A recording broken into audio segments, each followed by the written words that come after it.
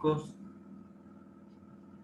Bueno, yo ya les puse las respuestas, como habrán visto si alguien madrugó y miró el campus o si miró su mail, habrá visto que ya le puse las respuestas.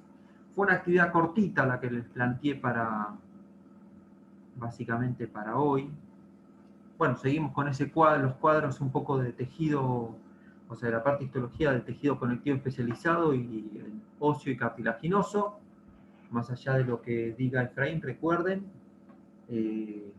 ríjanse por los videos, por lo que va diciendo un poco Efraín en cuanto a lo que es objetivos y un poco lo que va a ser evaluado está en los videos.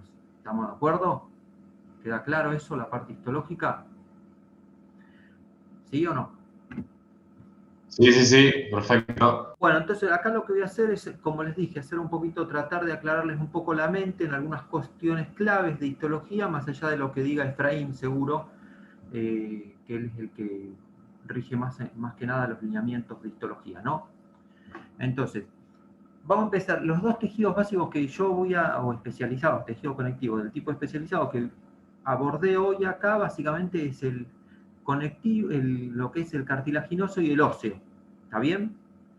Tienen que saber de lo que es cartilaginoso, las células que lo constituyen y cómo está constituido y cómo se clasifica. ¿Está bien?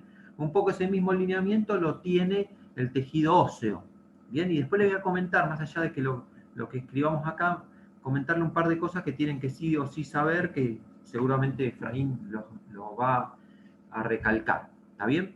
Vamos a empezar con estas imágenes. O sea, nosotros lo abordamos a lo que es histología, me refiero en este TP, vamos a decir, en los TP un poco bastante escrito, pero en definitiva, más allá de la parte teórica que uno ponga, ustedes tienen que terminar viendo una imagen y más o menos pudiendo saber de qué tejido se está hablando.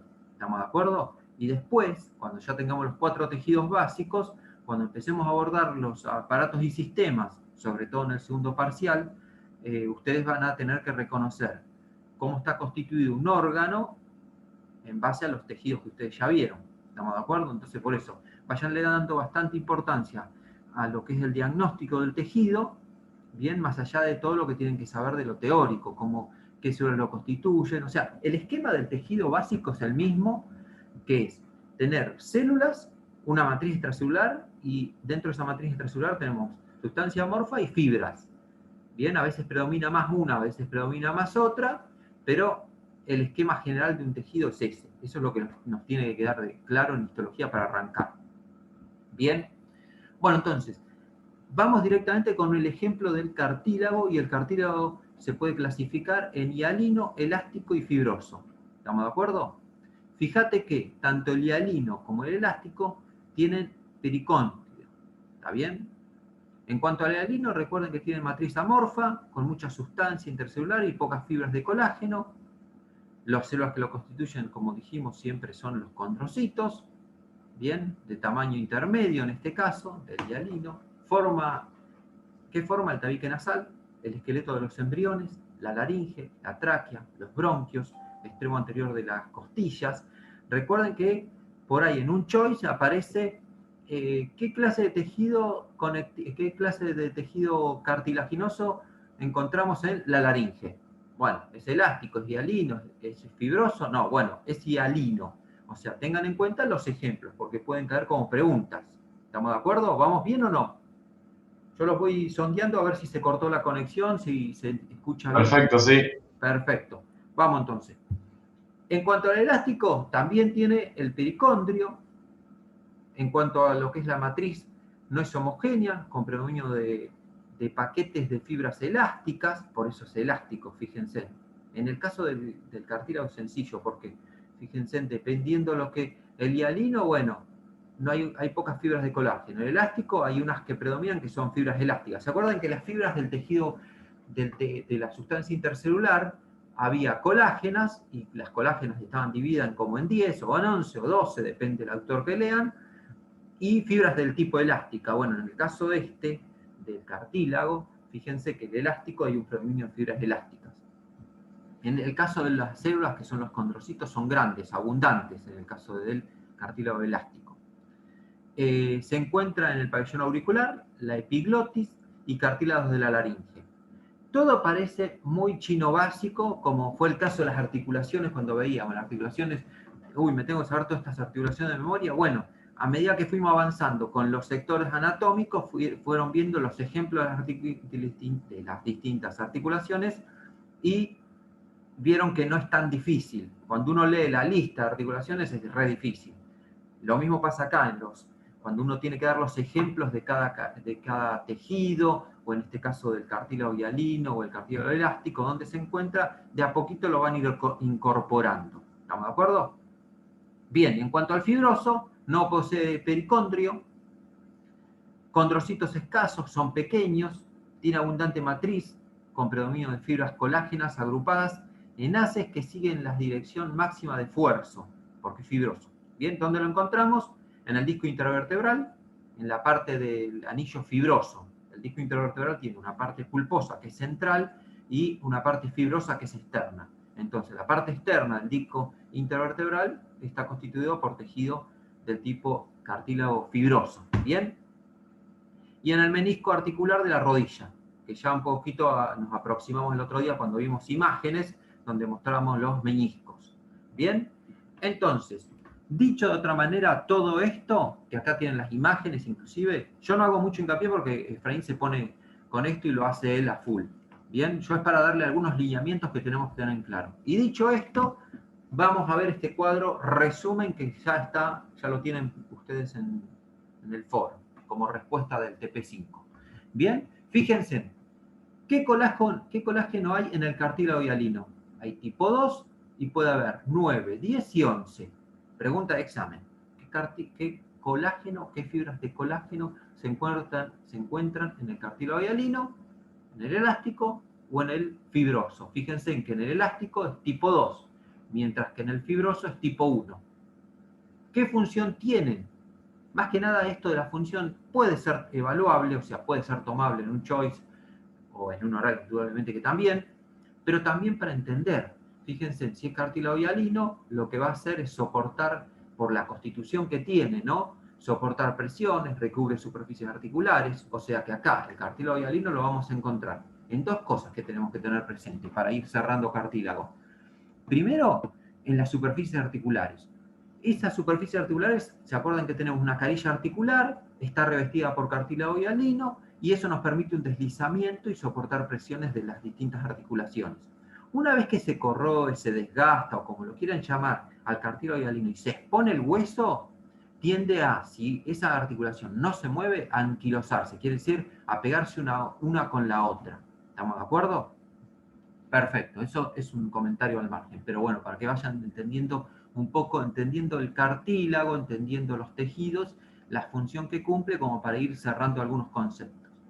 En cuanto al elástico, fíjense que otorga elasticidad y flexibilidad. ¿Dónde lo encontrábamos? ¿Se acuerdan? ¿Dónde estaba el cartílago elástico? ¿El elástico? Ahí, fíjense, ¿dónde está? Pabellón auricular, oreja, es flexible, es elástica. La epiglotis, bueno, es la tapita que hace que cuando uno come no se vaya el alimento hacia la vía aérea. Y los cartílagos de la laringe, que están, bueno, ya los van a ver cuando vean tráquea y cuando vean la laringe y demás, vía aérea superior fundamentalmente, van a ver que es del tipo elástico. Pero el que más nos tiene que quedar en la mente es que el elástico es el pabellón auricular, la oreja. ¿Estamos de acuerdo? Bien.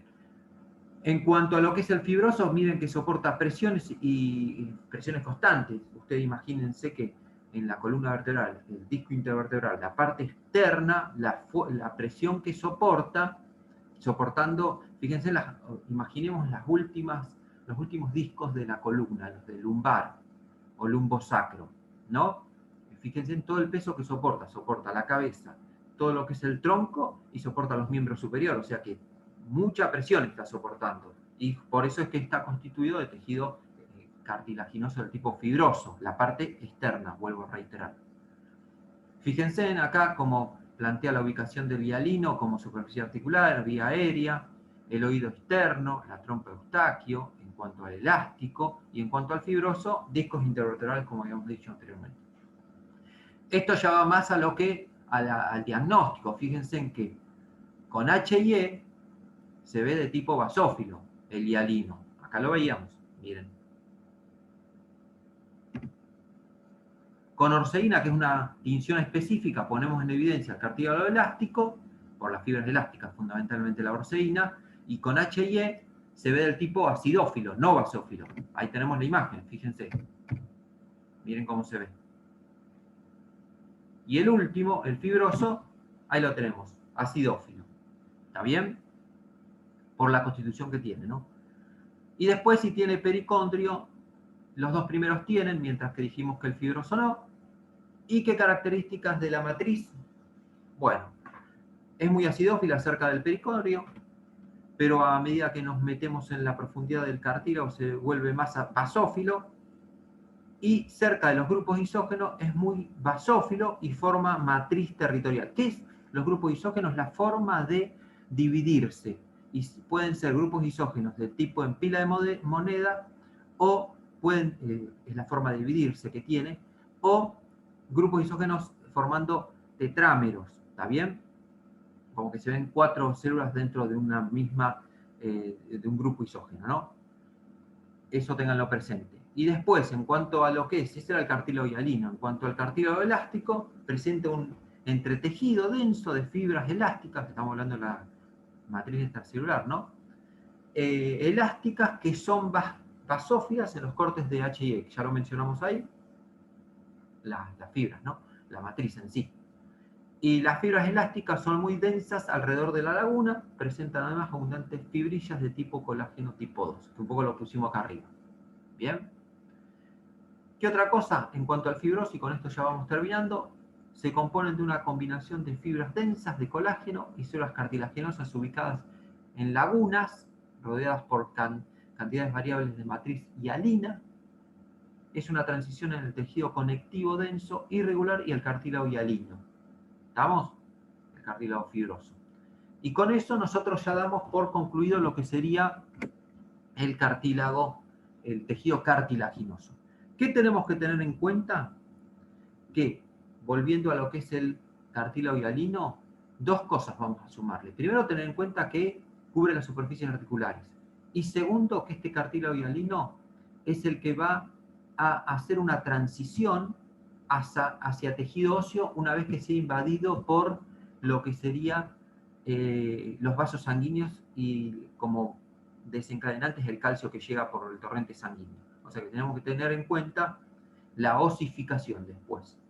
Y van a ver que hay una osificación que es membranosa y una osificación que es tipo membranosa. Y osificación membranosa, perdón, y a través de un molde de cartílago. Y ese molde de cartílago es cartílago hialino. ¿Está bien? Eso, o sea que osificación lo tienen que saber.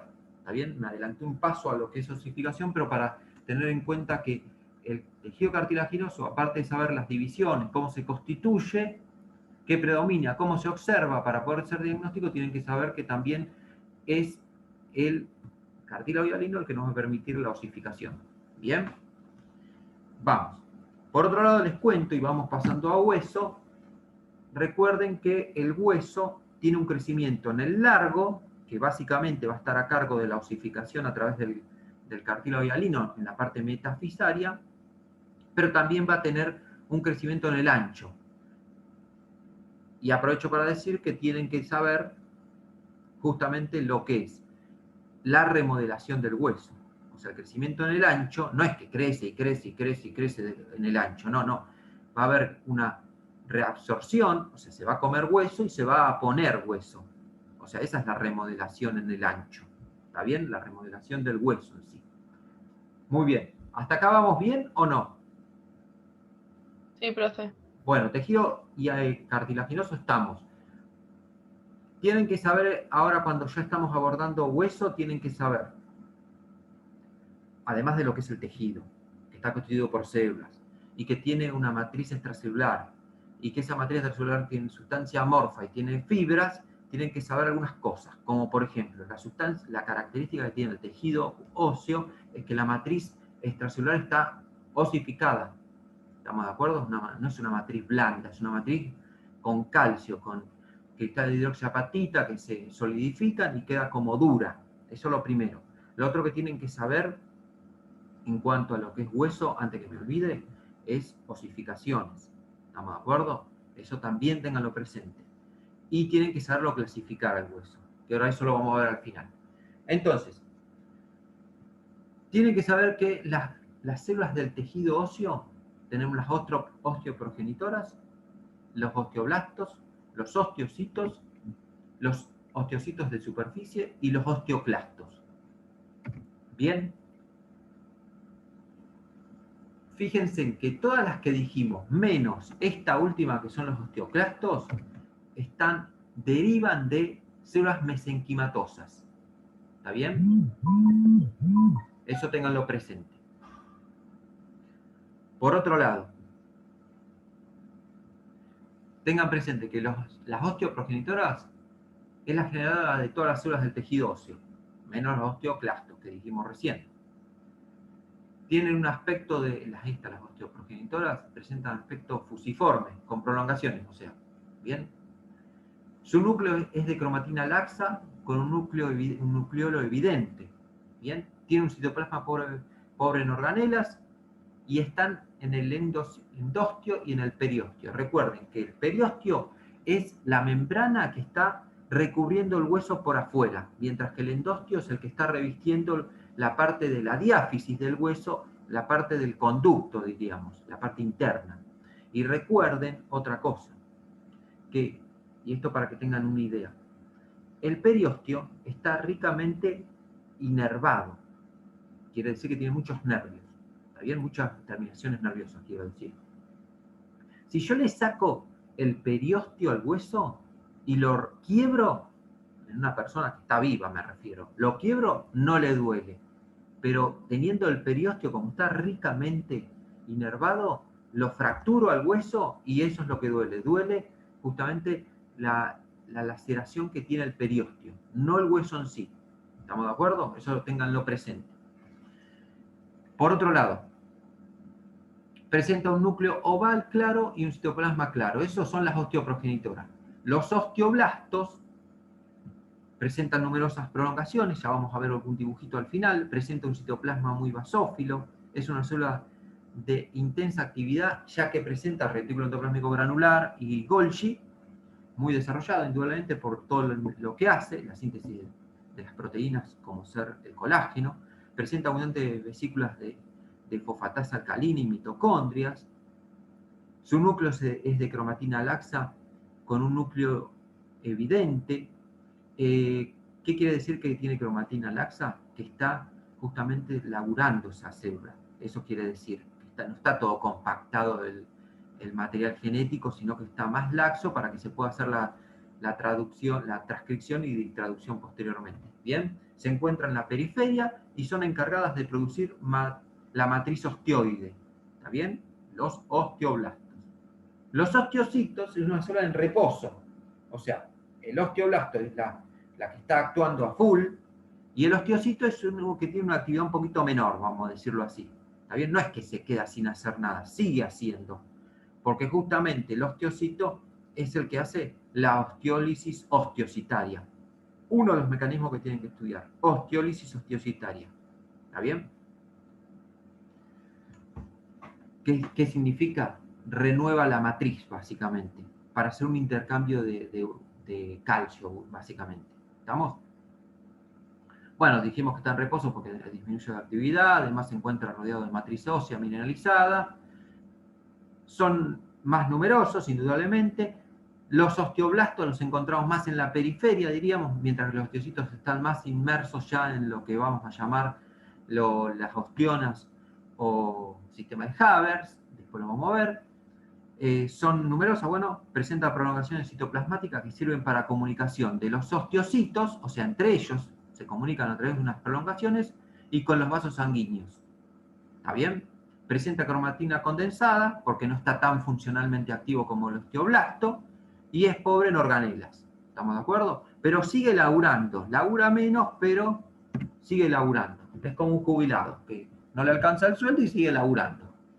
Bueno, los osteocitos de superficie son osteoblastos, fíjense, que están inactivos y recubren el tejido, como una capa de epitelio plano simple, todas las superficies óseas internas y externas en las que no hay actividad de osteoblastos o osteoclastos. O sea, es una membrana, los osteocitos de superficie son los que están más en la superficie, tanto superficie interna como externa. ¿Está bien? Y, como dice ahí, descansan sobre la capa de matriz osteoide. Bien, hasta ahí estamos con todo lo que sería la generación, las células que generan hueso, bien, y mantienen la matriz extracelular, etcétera, etcétera. Hay otras células que también conforman el tejido óseo, que son los osteoclastos. Presentan un origen diferente que las otras células. ¿De dónde vienen los osteoclastos? A ver, díganme cuál es antes de llamarse osteoclasto, ¿cómo se llama la célula que extravasa y se convierte en osteoclasto? A ver, cuénteme alguien. Tienen un origen, Macrófagos. claro, de los macrófagos. Pero ¿cómo se llama? Las colonias de granulocitos y macrófagos puede ser. Pero ¿cómo se llama antes de llamarse osteoclasto?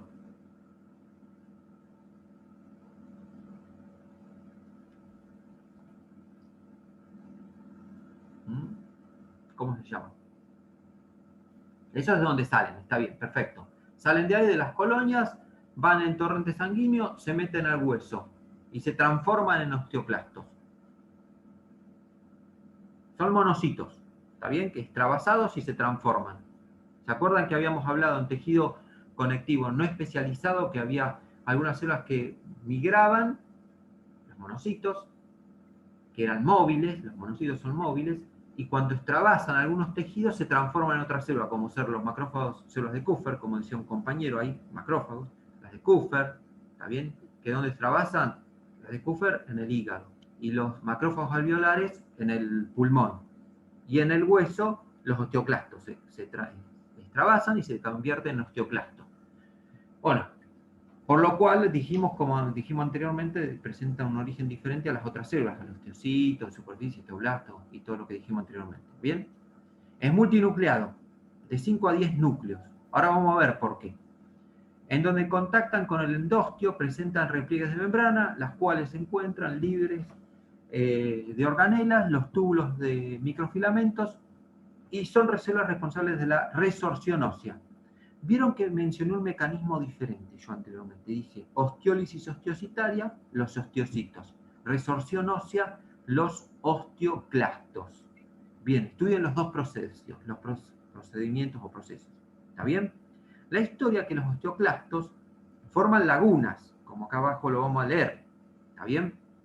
Y lo que hacen es degradar el hueso. Y al degradar el hueso, fundamentalmente, primero incorporan los núcleos, por eso se convierten en una célula multinucleada. Y segundo, lo que hacen es romper la matriz ósea y liberar sobre todo calcio al torrente sanguíneo. ¿Estamos de acuerdo? O sea que esto está regulado hormonalmente en base a la concentración de calcio que haya en torrente sanguíneo. Eso es histofisiología.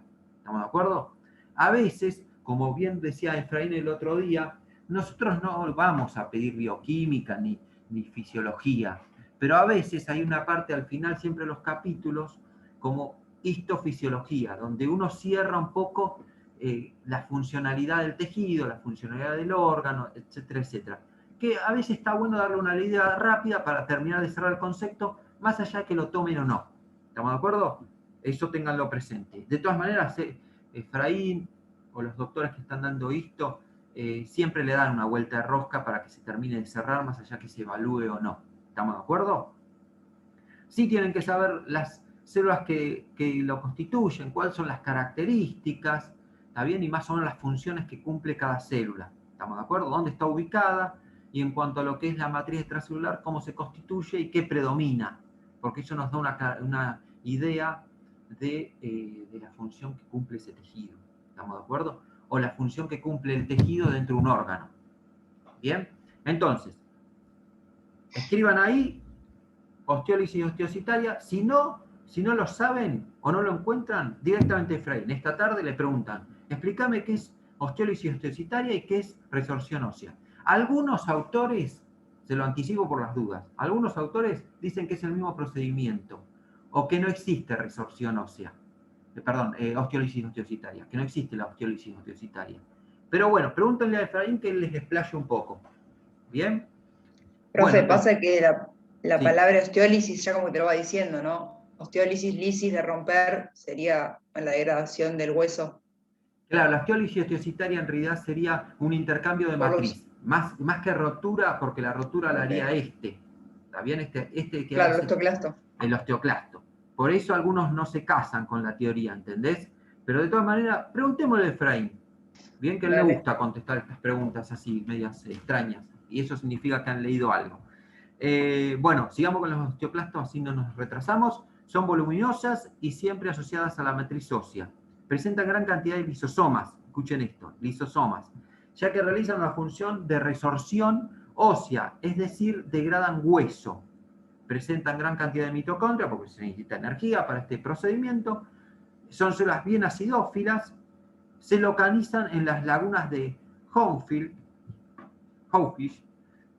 y aumenta el calcio en sangre. ¿Qué significa esto? ¿Se acuerdan que había una forma de hacer una exocitosis? Bien, y liberar ciertas sustancias a la matriz celular. Lo que hace esta célula es como emitir pseudópodos, como dos dedos así, libera justamente las enzimas lisosomales, y esas enzimas lisosomales le hacen un medio, o sea, se le hace un medio para que pueda degradar el hueso. Y en ese degradar el hueso lo que hace, algunas cosas las endocita, como por ejemplo los núcleos, etcétera, etcétera, porque tiene como un, o sea, él predomina, este osteoclasto, los osteoclastos provienen de una célula que va a dar un macrófago, y la función del macrófago es comer o no. Y bueno, se come los núcleos y libera el calcio al torrente sanguíneo. Lo digo así grosso, ustedes profundícenlo, pregúntenselo bien a Efraín, para que les termine de cerrar. Pero la idea es eso. ¿Estamos? Quedan 10 minutitos y se corta, arrancamos con el mismo link. ¿Está bien? Bueno, entonces, una vez que ya tenemos el esquema en nuestra mente, que un tejido tiene células, que tengo que saber las células que constituyen, cuáles son las características y más o menos la función de la célula, y que además tiene matriz extracelular y que la matriz tiene sustancia amorfa, y que la sustancia amorfa, por un lado, y también tiene fibras, la sustancia amorfa, glicoaminoglicano, proteoglicano, todo lo mismo viene a ser, mientras que las fibras sí tengo que tenerlo presente. Por ejemplo, las fibras de colágeno, qué número de colágeno son, o si son elásticas, cuál predomina, etcétera, etcétera, y eso me va armando el tejido. ¿Estamos? Una vez que ya tenemos eso, en cuanto a tejido óseo, lo divido en óseo compacto y óseo esponjoso. El óseo del tipo compacto, que es el que más uno está familiarizado, decimos que se encuentra en la diáfisis de los huesos largos. Bien, posee sistema de Haber. Estos son los sistemas de Haber. Entonces, una pregunta de Choi puede ser: el sistema de Haber, ¿dónde lo encontramos? ¿En el esponjoso o en el compacto? El compacto, ¿está bien? No posee espacio entre las laminillas, que son estos que vamos viendo así, formando laminillas externas. Bueno, el sistema de Haber lo tienen que saber cómo está constituido. Centralmente tenemos el conducto de Haber, y de ahí, en torno a ese, se va armando como laminillas internas y externas. Bien, eso léanlo bien. La médula ósea se encuentra cubierta por hueso compacto. Bien. Las células, la médula ósea, ya dijimos, se nutre a partir de vasos sanguíneos que justamente recorren el conducto de Haber y por medio de los canalículos o conductos de Bowman. O sea, el conducto, para que les quede un poco más claro, el conducto de Haber es como verticalizado, y una comunicación de un conducto de Haber, que sería este, ponele, con este, es a través de un conducto de Bowman. ¿Está bien? O sea que están comunicando estos conductos las dos ostionas, o sistema de Haber. Ves que acá dice ostiona, o también se lo llama sistema de Haber. Ahí está, cada uno de estos de acá. Bien. Y presenta una osificación endocondral e intramembranosa, el compacto. ¿Está bien? Hasta ahí vamos con eso. Tengan presente cómo está esto. Tengan presente una cosa, que una vez que acá viene el vaso sanguíneo, ¿cómo se nutre todo esto? Por difusión.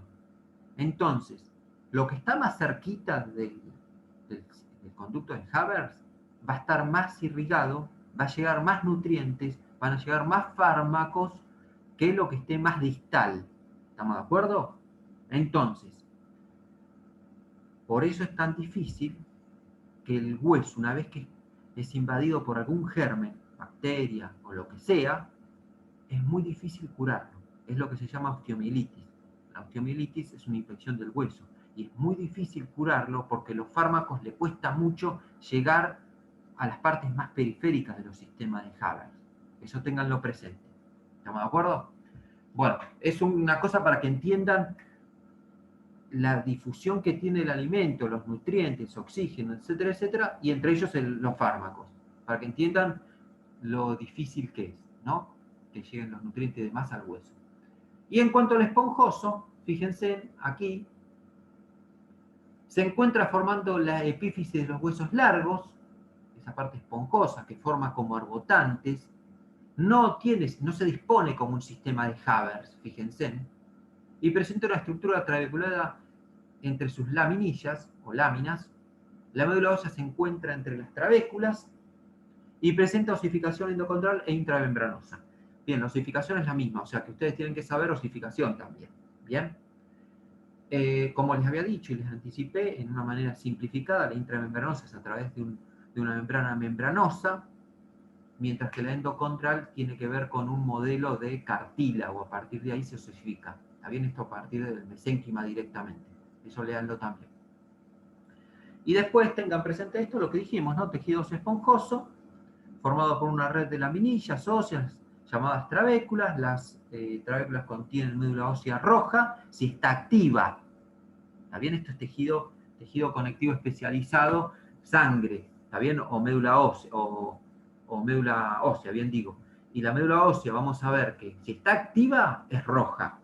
Si está inactiva, predominan lo que serían los adipocitos y entonces se convierte en inactiva. Pero con la posibilidad que si requiere activarse, se puede reactivar. ¿Estamos de acuerdo? Y en el adulto vamos a ver que hay lugares como por ejemplo el esternón, o por ejemplo partes de la cadera, o inclusive lo que sería cadera, interpretándolo como lo habíamos mencionado anteriormente en radiología, lo que es la epífisis del fémur y las partes proximales al fémur. Esa parte son rojas, médula ósea roja, mientras que yo, en lo que es la diáfisis del fémur, por ejemplo, o del húmero, etcétera, etcétera, voy a encontrar una médula ósea del tipo amarilla, porque está inactiva, entre comillas, y predominan los adipocitos. ¿Bien? Se localizan los huesos cortos, planos, en la epífisis de huesos largos. ¿Estamos de acuerdo? Mientras que el compacto está formado por los sistemas de Haber u ostionas, unidades estructurales, bueno, el tejido del tejido óseo compacto, ¿no? Se localiza en la diáfisis de los huesos largos y en las tablas de los huesos planos. ¿Estamos? ¿Estamos bien? ¿Vamos bien o no? Hola. Sí, sí. Sí, sí, sí, perfecto. Perfecto, nos están quedando 3 minutos y medio. A ver. Y arrancamos entonces con cráneo y columna. Bien, empezamos con la parte anatómica o macroscópica, si queremos decirlo así. Les cuento. Lo primero que tienen que saber en cuanto a cráneo, no voy a decir mucho. Voy a comentarles nada más que el cráneo se divide en calota y base, primero y principal. ¿Cómo se divide? Por una línea imaginaria que va desde la glabela hasta la protuberancia occipital externa. Un corte que le hacemos medio en diagonal así, entonces lo que me queda para arriba se llama calota, mientras que lo que me queda para abajo es la base. Y tanto la calota como la base tenemos que saber que tiene una vista, o sea, una cara externa, algo que está por afuera, y algo que está por adentro. Entonces decimos exocalota, exoendocalota. Endobase, exobase. ¿Estamos de acuerdo? Y que tenemos que saber algunos accidentes. Primero, qué huesos lo constituyen a cada sector. Primero. ¿Bien? Segundo, saber algunos accidentes importantes de esos huesos. ¿Bien? Tercero, saber los orificios. Y hay orificios que se ven solamente por dentro y otros que se ven por fuera y por dentro. ¿Estamos de acuerdo? Fundamentalmente los orificios que más nos importan, hay un montón, pero los que más nos importan están graficados en este dibujito y acá están las referencias. Ahora los vamos a repasar. Es lo único que vamos a decir de de cráneo. Lo otro que tienen que tener en cuenta antes de abordar los orificios es que tanto la endobase como la exobase están divididos de adelante hacia atrás en 3 porciones. ¿Estamos de acuerdo? Una anterior, una media y una posterior, que reciben nombres. ¿Está bien? Fosa anterior, en cuanto a la endobase, fosa anterior, fosa media y fosa posterior. Y después, en lo que es la exobase, vamos a decir una región anterior, una media y una posterior. Inclusive la media se divide en 2 triángulos, un triángulo antero-externo y un triángulo postero-interno. ¿Estamos de acuerdo? Tengan en cuenta las divisiones, se suelen tomar sobre todo de la endobase, cuáles son los límites y qué huesos constituyen. Y después sí nos metemos derecho viejo con lo que son los orificios del cráneo. ¿Estamos de acuerdo? Entonces, de anterior a posterior, yo este cuadrito se los mandé para que lo completen. ¿Alguien lo completó o no? ¿Alguien lo Yo completó? no vi la actividad todavía. Bueno, hay que mirarla. Yo la mando, hoy voy a mandar a la tarde o mañana mando la actividad ya para la semana que viene. Mírenla porque está bueno para ir jugando. Este dibujo no puede faltarles en el resumen, en el apuntecito que se están armando. No puede faltarles eso. ¿Estamos de acuerdo? Yo en el apunte pondría cómo está dividido el cráneo en lo que es calota y base, endo y exo, cómo está dividida la base en fosa anterior, media y posterior, cuáles son los límites me refiero, qué hueso lo constituye. Lo mismo haría en cuanto a lo que sería la exobase, y recuerden que la región anterior está cubierta por el macizo facial. ¿Estamos de acuerdo? Entonces yo tendría que desarticular el macizo